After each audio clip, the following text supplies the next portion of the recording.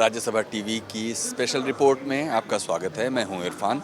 आपको लिए चलते हैं गोवा, भारत के 47वें अंतर्राष्ट्रीय फिल्म समारोह में।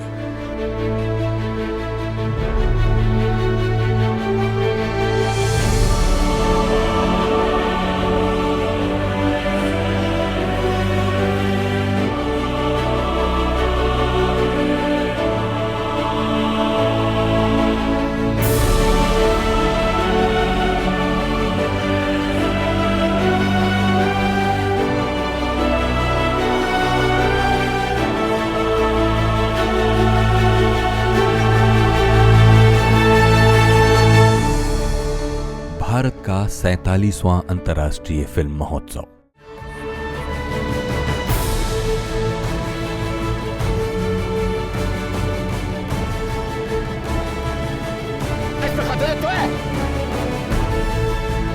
Why did you stop playing?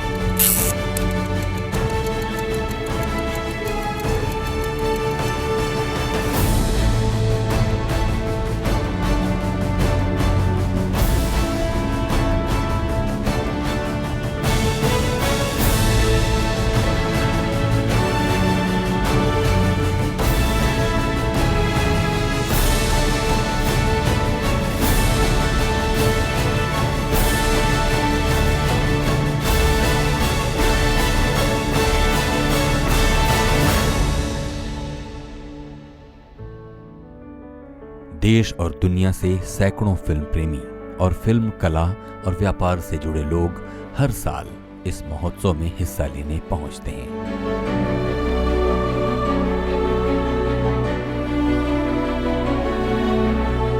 ये उत्सव भारत सरकार का सूचना और प्रसारण मंत्रालय अपने केंद्रीय फिल्म निदेशालय के माध्यम से आयोजित कराता है।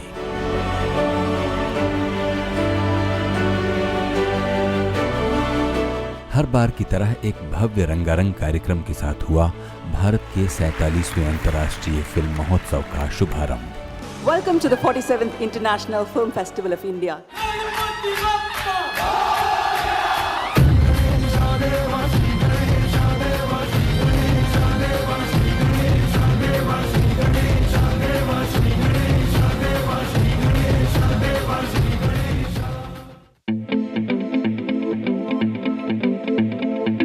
कार्यक्रम में कई फिल्मी सितारों और गणमान्य लोगों ने शिरकत की।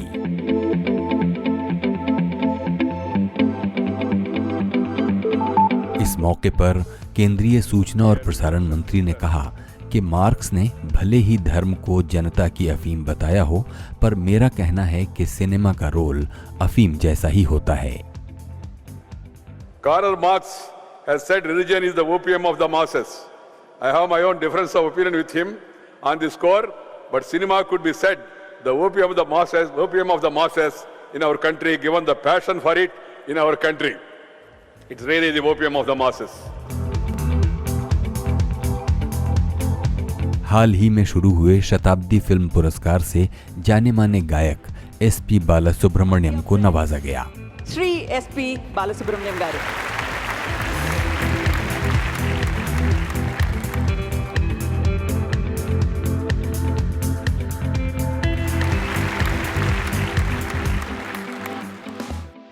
भारत में फिल्म महोत्सव का इतिहास आधी सदी से भी ज्यादा पुराना है।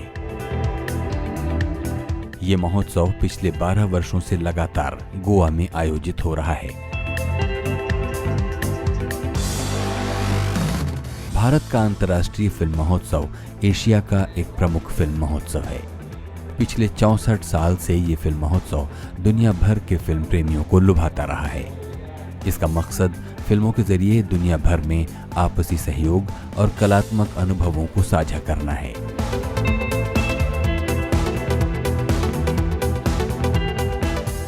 I'm an actress and a producer.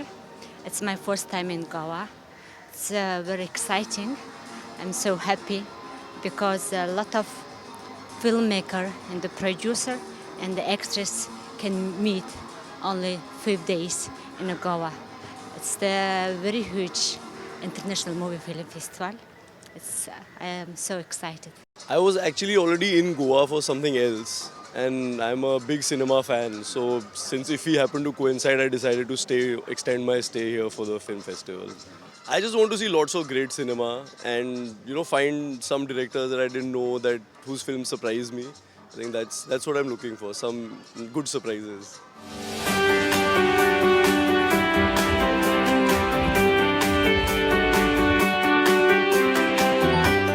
Goa के लिए ये फिल्म महोत्सव मौज मस्ती का भी दूसरा नाम है।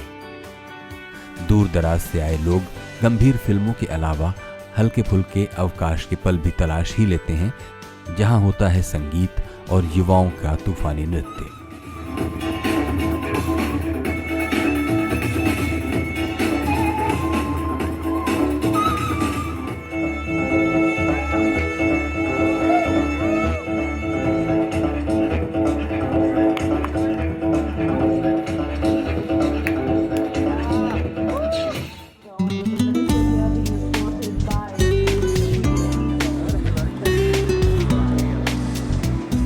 केंद्रीय सूचना और प्रसारण मंत्री श्री वेंकैया नायडू ने इंडियन पैनोरमा के नॉन फीचर सेक्शन का उद्घाटन किया।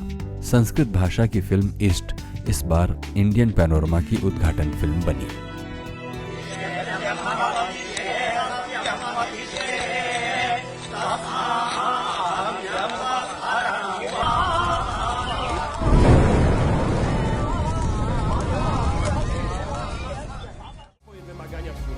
और बात करें समूचे फिल्मोत्सव की उद्घाटन फिल्म की, तो पोलिश फिल्मकार आंद्रे वायदा की फिल्म आफ्टर इमेज इस 8 दिवसीय फेस्टिवल की उद्घाटन फिल्म बनी। Nie mogę sprzedać farb. Co oni powariowali? Ja tu kupuję od lat.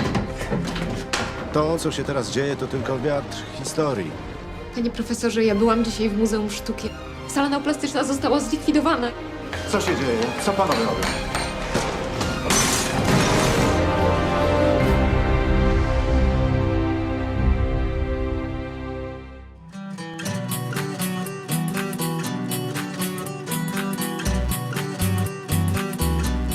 आपको लिए चलते हैं एनएफडीसी द्वारा हर साल इस उत्सव के ही समानांतर चलने वाले फिल्म बाजार में। देश और दुनिया से सैकड़ों फिल्म प्रेमी और फिल्म कला और व्यापार से जुड़े लोग इसमें हिस्सा लेने यहाँ पहुँचते हैं। ये फिल्म बाजार का 10वां सफल आयोजन है। व्यवसाय और वितरण के अलावा ये बाजार युवा फिल्मकारों के लिए वित्तीय अवसर भी मुहैया कराता है। आज ऑनलाइन मार्केटिंग और सोशल नेटवर्किंग साइट्स को भी फिल्म विस्तार का भरपूर सहयोग मिल रहा है। ऐसी ही एक film promotion site Bollywood direct के सह संस्थापक ललित चौधरी ने अपना ट्रेडिशनल मार्केटिंग करियर छोड़कर इस क्रिएटिव फील्ड में कुछ नया करने की ठानी है।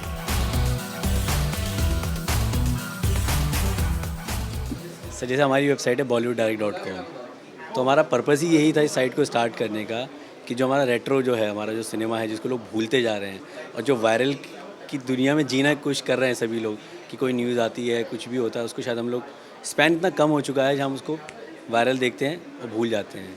लेकिन जो हमारा क्लासिक है, क्लासिक को लोग भूलते जा रहे थे, तो उस क्लासिक को रीलिव करने के लिए हमने अपनी साइट स्टार्ट करी थी। और ये था कि अब जब हमने स्टार्ट करा तब हमको पता भी नहीं था कि एक अल्टरनेटिव कैरियर भी बन सकता है। जो मीडिया मार्केटिंग की चीज़ होती है, कंटेंट पब्लिशिंग होती है, मीडिया पब्लिशिंग होती है, उसमें एक पूरा कैरियर है जिसको अब हम परस्यू कर रहे हैं उस कैरियर को इसमें आकर।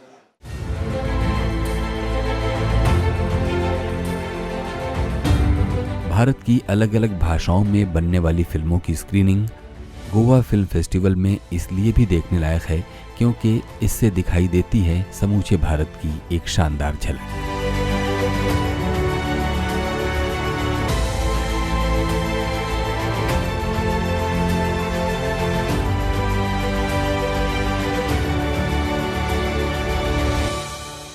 इंडियन पैनोरमा में दिखाई जाने वाली इन फीचर फिल्मों को बड़े ही मनोयोग से लंबी प्रक्रिया के बाद चुनकर प्रदर्शन के लिए यहाँ लाया जाता है।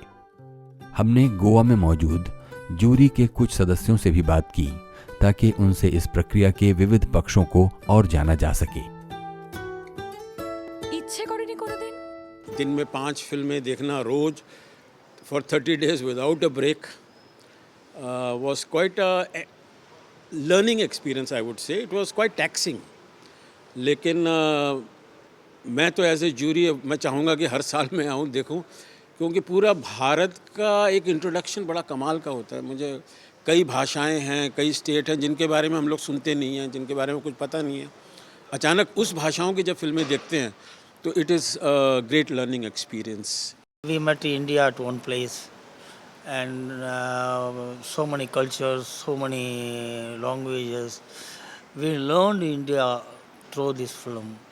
If there were no panorama, Indian panorama, I don't think many of us would able to see what's happening in other parts of this country in terms of cinema. इस बार का फिल्म फेस्टिवल इसलिए भी खास रहा कि यहाँ प्रदर्शित खास फिल्मों में वो फिल्म भी दर्शकों को आकर्षित करती रही जिसका को प्रोड्यूसर राज्यसभा टीवी है। फेयरवेल माय इंडियन सोल्जर नाम की ये फिल्म दर्शकों के लिए इसलिए भी जिज्ञासा का विषय थी क्योंकि इसमें एक बिल्कुल नया विषय नए ढंग से उठाया गया है। डॉक्यू फिक्शन शैली में बनाई गई ये फिल्म एक ऐसी फ्रांसीसी लड़की की कहानी को केंद्र में रखकर आगे बढ़ती है जो इस तलाश में है कि उसके भारतीय पूर्वज कौन थे। इस तलाश में पहले विश्व युद्ध के दौरान फ्रांस भेजे गए करीब 1.5 लाख भारतीय सैनिकों की ऐसी मार्मिक और रोमांचकारी कहानियां सामने आती हैं जो अब तक फिल्म दर्शकों की आंखों से ओझल थीं।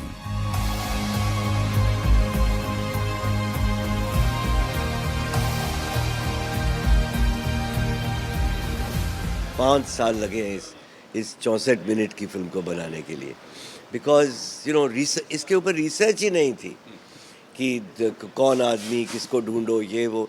2 साल तो उसी को उसकी वो पोती की पोती को ढूंढने में ही लग गए वो करने में। तो इट्स अ वेरी पेन्सटेकिंग फिल्म। ऐसी फिल्में कोई बनाता नहीं है आजकल। पर साहब एज शाम बेनेगल सेज कि ये हिंदुस्तान की एक जायदाद बन गई है, ये हमारी हिस्ट्री की हेरिटेज है और हम इसकी कदर नहीं करते हैं इन बातों की, और उन सोल्जर्स की कोई कदर नहीं करता है जो कि वहाँ पे गए थे। ऐसे ही जाके सल्यूट वगैरह माराते हैं झंडों के सामने, पर जब काम करने का वक्त आता है तो एक RSTV मिलता है। An Indian soldier came to France to fight in the First World War. After the first round of fighting, he was sent to a barn to recover from fatigue. There he met his hostess, a French woman. They developed affection for each other. A few days later, the soldier was sent back to the war, but the French lady discovered she was pregnant. A child was born, my great-grandfather. I saw it in Cannes earlier this year, and I thought it was a beautifully made film. I had no idea that there were so many Indian soldiers that were fighting on behalf of the French army during the Second World War. So, you know, really educational for me, and a beautiful film. It's an idea which is very beautiful, and that has been told is amazing.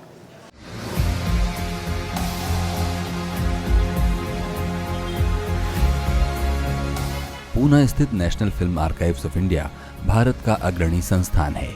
यहाँ भारतीय cinema से जुड़े सभी अभिलेख संग्रहित और संरक्षित किए जाते हैं।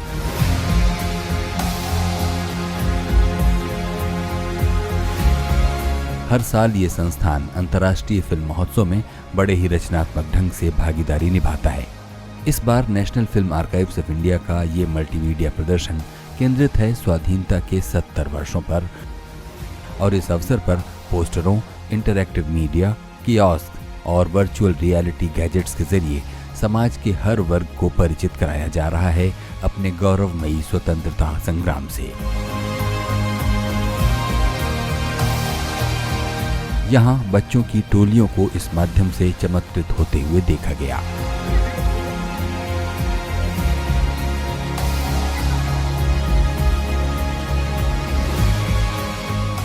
हम लोग ने पोस्टर्स देखे, मूवी देखी है हम लोग ने गांधी जी के ऊपर, और हाँ जवाहरलाल नेहरू का हम लोग ने पोस्टर देखा है, नेताजी का हम लोग ने पोस्टर देखा है। बहुत अच्छा लगा है, जैसे कि हमको हमारी हिस्ट्री इंडिया के बारे में, कि हमको गांधी जी ने कैसे सेक्रीफाइस दिया हमारे लिए अपनी, उसके बारे में हमको इधर बताने के लिए लाया गया है। वर्चुअल रियलिटी गैजेट्स को साधन बनाकर अपनी धरोहर के प्रति जागरूकता पैदा करना सचमुच एक नयापन लिए हुए है। इसमें चलने वाला लगभग 2 मिनट का वर्चुअल रियलिटी प्रेजेंटेशन विषय के 360 डिग्री आयाम को सरस ढंग से बताता और दिखाता है। वीआर में उन्होंने 2 वीडियोस किए हुए हैं। एक तो पूरे फिल्म आर्काइव के प्रोसेस के बारे में जानकारी उनके दी है कि फिल्म आर्काइव में एक्चुअल होता क्या है, तो दैट इज़ वेरी इंटरेस्टिंग। और सेकेंडली उन्होंने एक म्यूजियम बनाया, वर्चुअल म्यूजियम बनाया हुआ है, दैट इज़ अमेजिंग। लगभग 100 वर्षों के फिल्म इतिहास से स्वाधीनता विषयक सामग्री को चुनना और उसे रोचक ढंग से प्रस्तुत करना एक जोखिम और जिम्मेदारी भरा काम है, जिसे national film archives of India की डॉक्यूमेंटेशन डायरेक्टर आरती कारखानीस ने बड़ी कामयाबी से किया है। इस साल हमने 70 साल पूरे किए हैं आज़ादी पाकर, तो इस मौके पर हमने सोचा कि इस थीम पर हम एक प्रदर्शनी बनाएं। तो जब भी अभी आप देखिए राष्ट्रीय फिल्म संग्रहालय में मेरे पास अभी लगभग 1,55,000 फ़ोटोज़ हैं, सारे भारतीय सिनेमा पर हैं, और पोस्टर भी 30,000 तक अभी आ है, और बुकलेट्स भी 22,000 तक हैं। जब से शुरुआत हुई फिल्म से 1913, तब से स्वतंत्रता संग्राम कैसे प्रकट हुए हैं फिल्मों में, ये मुझे बताने की ज़रूरत थी। मराठी में बनने वाली फिल्में कुछ वर्षों से अपनी अभूतपूर्व व्यावसायिक और कलात्मक गुणवत्ता के लिए फिल्म प्रेमियों का ध्यान खींच रही हैं। I love you. पिछले साल सैराट और कोर्ट जैसी फिल्में अंतर्राष्ट्रीय पटल पर भी बखूबी सराही गई हैं। सविनय सादर करीत आहोत। और इस साल नट सम्राट को यहाँ फिल्म महोत्सव में दर्शकों ने खूब पसंद किया। ये फिल्म शेक्सपियरियन थिएटर के एक प्रख्यात रंगकर्मी के जीवन को दिखाती है, जो रिटायर होने के बाद भी अपनी पुरानी यादों से जकड़ा हुआ। दूर व्हा सगळं निरर्थक आहे। जो आपल्या जागी ठामपणे उभा आहे तो मी आहे, जुलियस सीझर। मी आहे प्रतापराव, मी ओथेल्लो, सुधाकर आणि हॅम्लेट, आणि मी आहे गणपत रामचंद्र बेलवलकर नट सम्राट। नट सम्राट की मुख्य भूमिका में नाना पाटेकर हैं, जिन्होंने समारोह के दौरान कहा कि अपनी क्षमताओं को लगातार विस्तार देने के लिए ही उन्होंने ये फिल्म की है। क्रिकेटर जो है या एक्टर है, उनकी रोज टेस्ट मैच होती है। कल मैंने सेंचुरी लगाई, नहीं भाई आज क्या कर रहे हो बताओ। वो तुम्हारा वो पूर्व संचित म्हणतो, पूर्व पुण्याई जो कहते हैं, उसके ऊपर हम जी नहीं सकते। हमको रोज प्रूव करना पड़ता है, क्योंकि एक नया कोई आएगा हमसे बेहतर करेगा, आप उसके पीछे दौड़ोगे। तो मेरी उम्र तो 16 के ऊपर हुई ही नहीं ना, क्योंकि जवान तो रहना ही पड़ेगा हमको।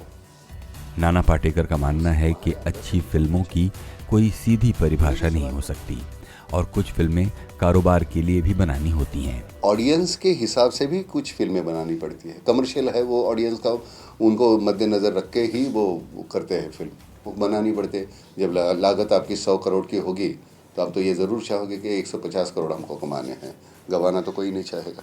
चार्ली चैपलिन का जिक्र करते हुए नाना पाटेकर ने कहा कि चूंकि हम फिल्मों में चार्ली चैपलिन के किरदार को खुद की तुलना में दयनीय पाते हैं, इसलिए अपनी श्रेष्ठता पर आश्वस्त होते हैं और आनंदित होते हैं। बेचारा है वो, बेचारा, लेकिन हम हंसते रहते। उसने अपने बेचारेपन का उसने इश्यू नहीं किया, वो हंसता रहा, इसलिए वो बड़ा कैरेक्टर है। जो आदमी अपने पे हंस सकता है ना, वो जिंदगी में आगे जाएगा। नट सम्राट के निर्देशक महेश मांजरेकर ने फिल्मों को मिलने वाले पुरस्कारों के बारे में पूछे जाने पर कहा,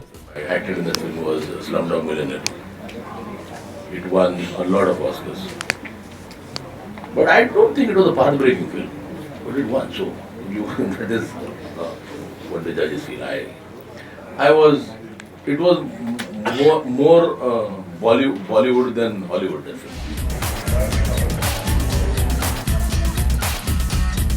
फिल्म फेस्टिवल एक ऐसा मौका है जहां व्यस्त दिनचर्या से समय निकालकर कई फिल्मी हस्तियां भी पहुंचती हैं। यहाँ हमारी मुलाकात फिल्मकार नगेश कुकनूर से भी हुई। मैंने हमेशा अपने आप को सिर्फ एक ही टैग दिया, वो है स्टोरी टेलर। मेनी कंपोनेंट्स होते हैं, जिसमें राइटिंग भी होती है, एक्टिव डायरेक्शन भी होता है, प्लानिंग होती है, but at the centre I want to be a story teller. और एक बहुत स्ट्रॉन्ग रेस्टलेसनेस है मुझ में कि इतने सारे कहानियाँ अभी बाकी है और मैं बस स्लोली एक एक के बाद एक करता जा रहा हूँ. Why can't I make films faster. कई ऐसे टॉपिक्स हैं, trafficking, girl child education, differently abled people, ये सब कॉजेज़ क्लोज हैं. मैं इनमें बहुत बिलीव करता हूँ और जितनी हो सके उतना I work in those areas.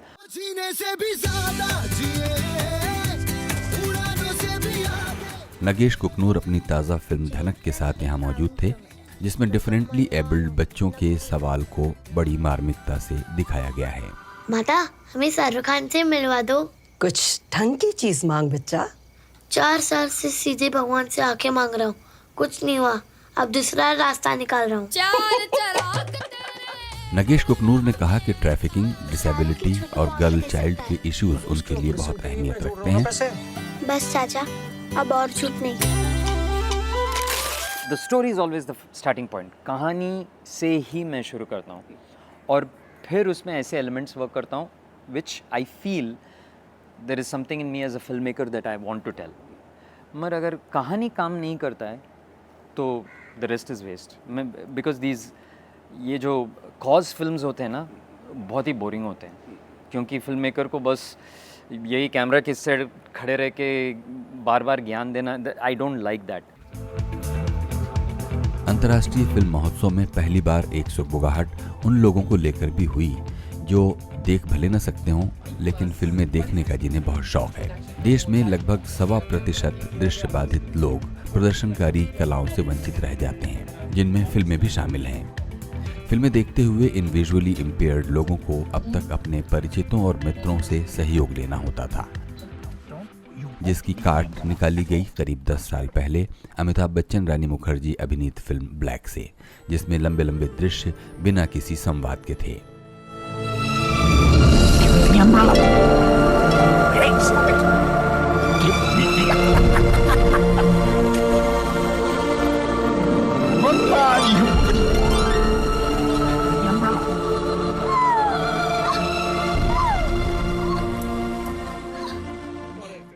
एक फिल्म आई थी ब्लैक.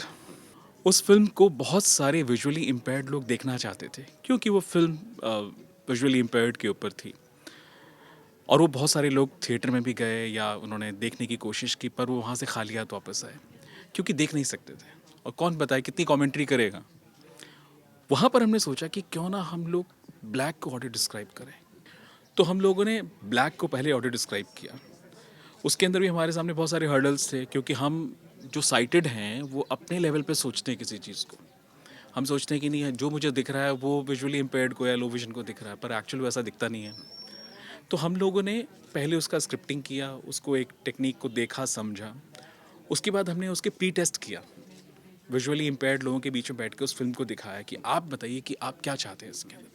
तो उन्होंने हमें बहुत सारी चीज़ें बताई कि आप इसके अंदर इमोशंस बहुत ज़्यादा हो गए हैं, हमें डिसाइड करने दीजिए, बहुत सारी चीज़ें. धीरे धीरे हमने उसके first cut, second cut, third cut, fourth cut, fifth cut, ऐसे कई सारे कट बनाए. देन हमने उसको बनाया फिल्म को. सक्षम एक संस्था जिसको हम लोगों ने इस्टेब्लिश किया 2003 में, और main purpose persons with blindness और लो विजन उनके लिए सर्विसेज प्रोवाइड करने का, और विजन यही कि उसको मेन स्ट्रीम में हम लोग कैसे पर्सन्स विद ब्लाइंडनेस और लो विजन को इस्टेब्लिश कर सकते हैं विद डिग्निटी. और इसमें 3-4 वर्टिकल्स में हम लोग एक्चुअली काम करते हैं. इसमें education for children with blindness and multiple disabilities है. इसमें टेक्नोलॉजी सॉल्यूशंस पूरे देश भर में हम लोग दे रहे हैं, जो कि अफोर्डेबल होंगे, जो कि यहाँ पर अवेलेबल हों. तीसरा एक डोमेन हमारा एक्सेसिबल बुक्स के बारे में है, यानी किताबों को कैसे हम लोग ज़्यादा से ज़्यादा टेक्स्ट बुक्स और जनरल रीडिंग बुक्स उनको कैसे एक्सेसिबल करें. दृष्टिबाधित लोगों और डिफरेंटली एबल लोगों को जीवन के विविध पक्षों का भागीदार बनाना आज समय की मांग है. इस तरह कला संस्कृति में उनकी सीधी उपस्थिति सुनिश्चित करने से समाज समग्र विकास की तरफ बढ़ेगा. इसके लिए एक बिल संसद में विचाराधीन है, जिसके लिए प्रख्यात विश्व संस्था यूनेस्को भी बड़ी उम्मीदों से इंतजार में है. Audio description, as the workshop has demonstrated, is a technique to explain what is going on in the movie when there is no dialogue, in order to assist the person with visual impairment to understand the movie. Now, UNESCO has started promoting this question since 2014 as part of our larger program, which is called the Cultural Participation of Persons with Disabilities. This is also in relationship with the Disability Bill, which is still in the Parliament, 2014 Disability Bill, which foresees exactly the clause what I mentioned, the right of the person with disability to enjoy arts and culture.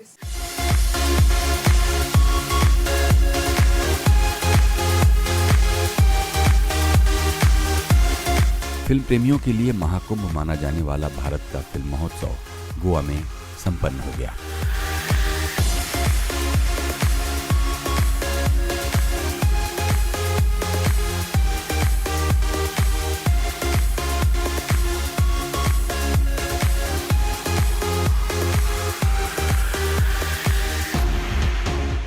हर साल की तरह यहां सैकड़ों विदेशी और भारतीय फिल्मों का प्रदर्शन 7 विभिन्न प्रेक्षागृहों में 9 दिनों तक चला।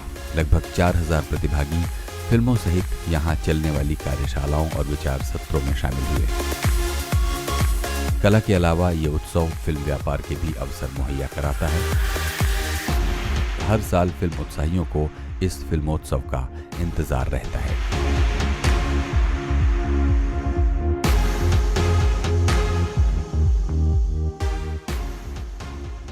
तो ये थी भारत के 47वें अंतर्राष्ट्रीय फिल्म समारोह की विशेष रिपोर्ट राज्यसभा टीवी के लिए।